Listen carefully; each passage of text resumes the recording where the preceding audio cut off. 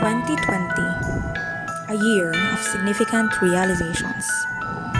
That amidst the challenging and untimely events, we are one family. Lahat ng taong nagdaan, kasiyahan o kalungkutan, always stand for each other, biyaya natin together. Forever, forever, families forever.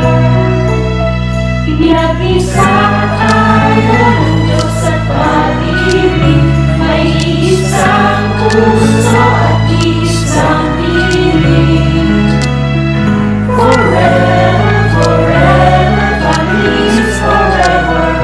Forever, forever, families forever.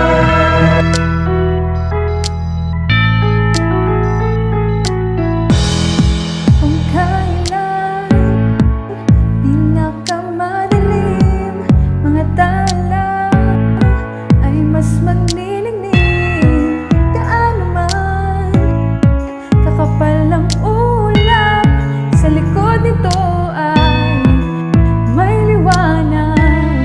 Ang liwanag na ito'y nasa ating lahat.